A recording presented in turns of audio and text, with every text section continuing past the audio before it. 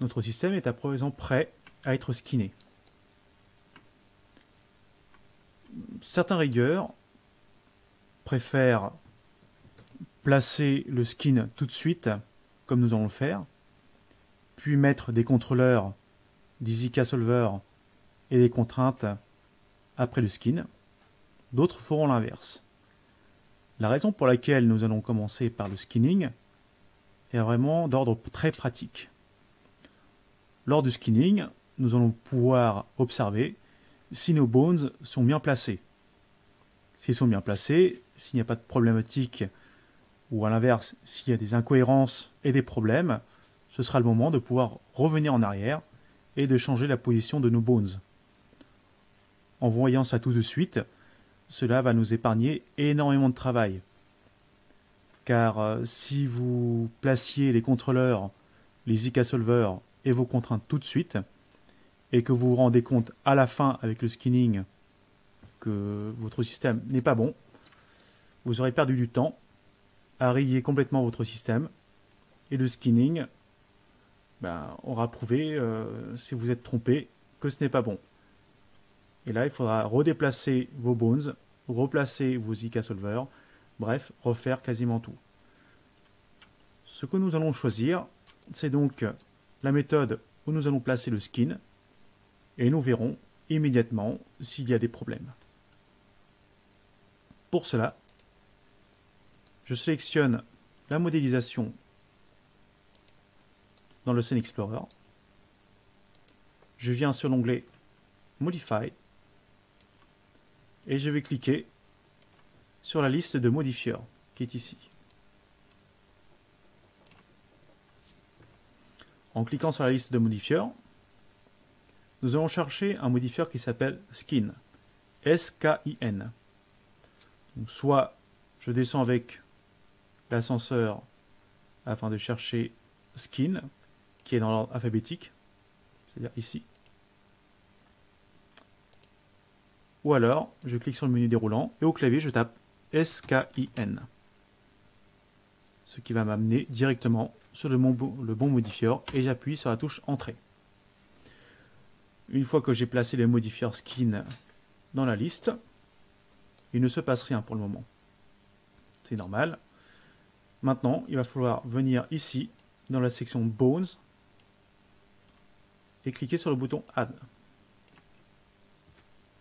En cliquant sur le bouton Add, c'est-à-dire rajouter, une fenêtre apparaît, montrant plusieurs éléments de ma scène. Là, nous allons choisir quels sont les éléments qui vont entrer dans le système d'influence de notre modélisation. Donc là, ça va être simple. Nous allons quasiment tout choisir, sauf les terminators, qui ne vont pas nous servir. Donc je sélectionne tout. Ensuite, avec CTRL-clic gauche, je sélectionne les éléments qui ne m'intéressent pas pour les passer dans un autre état, afin de les désélectionner. Puis je clique sur Select. Qu'est-ce qu'on vient de faire? Nous venons d'appliquer sur la modélisation un modifieur qui s'appelle Skin. À l'intérieur, nous avons rajouté la liste de nos bones de notre squelette pour que le squelette influence maintenant le maillage. Donc, quand je bouge un bones ou un ensemble de bones, on s'aperçoit que le maillage bouge avec. Qu'est-ce que le maillage? Le maillage, nous pouvons le voir ici, donc en transparence. Le maillage est composé de plusieurs choses. Il est composé de plusieurs faces, qu'on appelle des polygones. Là, ce sont des polygones particuliers que je vous ai tracés. C'est ce qu'on appelle les polygones à 4 côtés, ou alors des quads.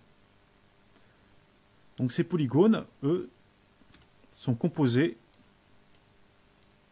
de lignes, ici. Donc il y a des lignes partout. Ces lignes, on appelle ça également des edges. Et les edges sont composés de points, car c'est entre chaque point que nous allons pouvoir tracer une edge. Ces points s'appellent des vertex. Donc, ce qu'il faut comprendre, c'est qu'un objet, un maillage, est constitué de faces, autrement dit de polygones, de edge, ou des lignes, et de vertex, ou des points. Et tout le système de skinning va résider en une seule fonction. Chaque bones va venir influencer un ou plusieurs vertex, ici, que nous voyons en violet.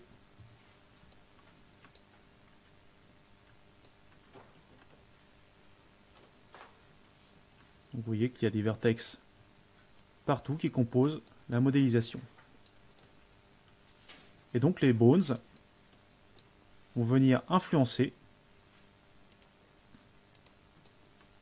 les vertex par groupe ou de manière individuelle afin de les manipuler et de les amener avec eux.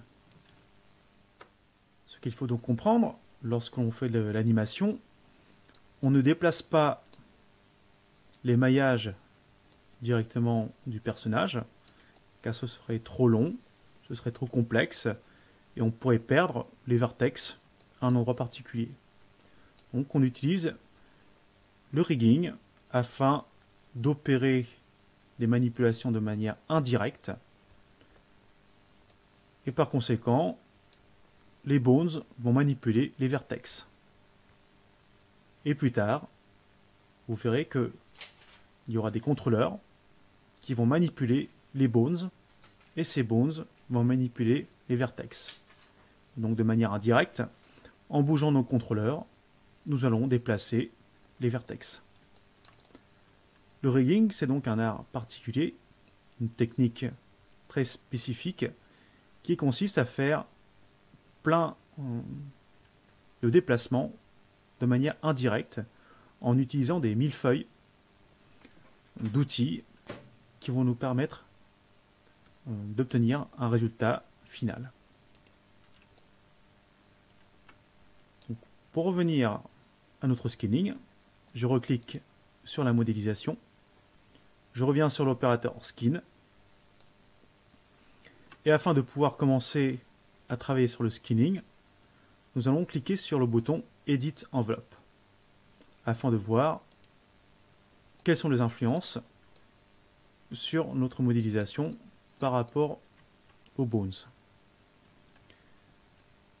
que l'on peut observer en cliquant sur le bouton Edit Envelope, c'est que nous voyons notre système de squelette et il y a des segments en gris qui apparaissent ici. Ces segments en gris représentent tout simplement les bones avec le début et la fin et un trait. À quoi servent ces segments? Tout simplement à faire la sélection du bones qui va nous intéresser durant le processus de skinning.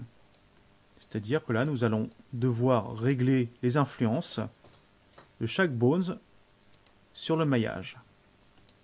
Donc en cliquant sur le segment, quand ils sont gris, c'est qu'ils ne sont pas sélectionnés.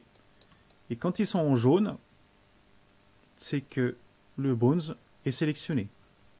On ne peut sélectionner qu'un seul bones à la fois afin de régler les influences. Actuellement, vous voyez quelque chose de particulier. Il y a une sorte de boudin autour du bones.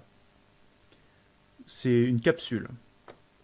Donc, afin d'éviter d'utiliser cette capsule, car nous utiliserons une autre technique afin de peindre les influences, cliquez dès maintenant sur le système, la section Display. En cliquant sur Display, nous avons un bouton qui s'appelle Show No Envelopes. Donc, en cochant ce bouton, l'enveloppe, c'est-à-dire la capsule, disparaît. Comme nous n'en avons pas besoin, nous cocherons l'option systématiquement lorsque nous serons en skinning.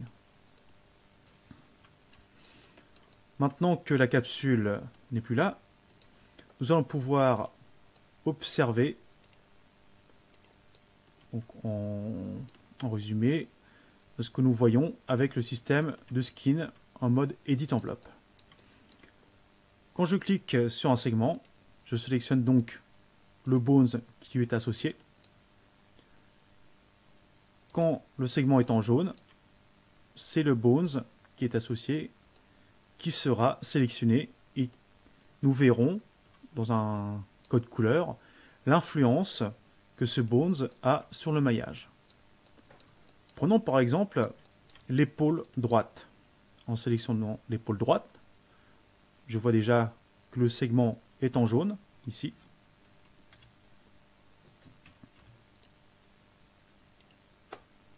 Et nous voyons sur notre maillage un code couleur en rouge. Qu'est-ce que cela veut dire? Ça veut dire que par défaut, lorsqu'on applique le modifieur skin, 3D Studio Max applique par rapport à chaque Bones une influence sur des groupes de vertex. Et par défaut, ce qui est appliqué, c'est une influence de proximité. Donc les vertex qui sont les plus proches de chaque Bones vont être influencés de manière forte.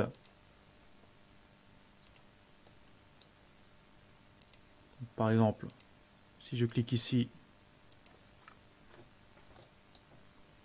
sur le Bones de l'avant-bras, je vois toute l'influence qu'il y a. Si je clique sur le Bones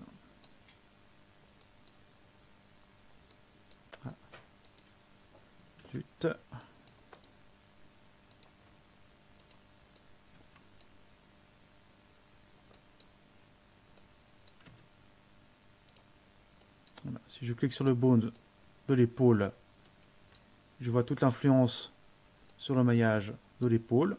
Si je clique sur le Bones de la clavicule, je vois toute l'influence qu'il y a sur le maillage aux alentours de la clavicule. Et évidemment, si je clique sur le Bones de la tête, je peux voir donc toute l'influence que ce Bones exerce autour de lui sur le maillage. Donc ici, par exemple, on peut voir que sur le menton, alors je vais retirer la transparence en sélectionnant le corps, Alt X. Voilà. Donc ce que je peux voir, c'est que le Bones de la tête influence bien le haut de la tête, mais que le menton, là actuellement, le menton qui est représenté ici, il n'y a pas d'influence. Ce qui peut être ennuyeux. Ce qui peut être un petit peu problématique quand je vais bouger la tête. Donc actuellement, dans l'état actuel des choses, si je bouge la tête, en sélectionnant le Bones de la tête, je risque d'avoir un phénomène assez particulier. C'est-à-dire que le bas du menton va rester sur place. Là, c'est bien le cas. Donc j'appuie sur CTRL Z pour revenir en arrière. Ce qu'il faut bien comprendre lorsqu'on est en phase de skinning, la première chose, c'est que chaque Bones a une influence par défaut sur le système, c'est-à-dire sur le maillage. Et ça, ce n'est pas vous qui le réglez. Ça, c'est vraiment quelque chose que 3D Studio Max gère directement. Donc il applique des influences de proximité. Donc pour lui, là, c'est vraiment c'est bête et méchant. Donc le maillage qui est proche d'un Bones, hop, il va venir appliquer une influence dessus directement. Donc que ce soit pour la jambe, dans la cuisse, ici le tibia, le plat du pied, la pointe du pied. Là, comme on a mis en dehors donc les terminateurs, ils n'entrent pas en considération. vous pourriez rajouter les terminateurs, mais ça va vous faire du travail en plus. Du travail pour rien. Donc la problématique du skinner, ça va être de régler ses influences de chaque bones sur le maillage. Pour cela, nous allons utiliser deux outils. Alors avant de passer aux deux outils, si la transparence vous gêne, vous pouvez sortir du mode Edit Envelope, sélectionner la modélisation et appuyer sur Alt X. Ou alors, vous pouvez enlever le freeze, donc le mode gel, sur votre modélisation. Mais bon, je ne vous recommande pas trop d'utiliser ça. Pourquoi faire ça? Tout simplement, une fois que j'ai enlevé la transparence et que je passe en mode Edit Envelope, vous voyez que les segments sont toujours visibles. Donc nous allons pouvoir sélectionner les bones qui nous intéressent, même si on ne les voit plus, et que les faces sont opaques. Car chaque segment, je le rappelle, correspond aux bones respectifs. Donc ici la hanche, le ventre, plexus, torse, cou, tête, ainsi de suite.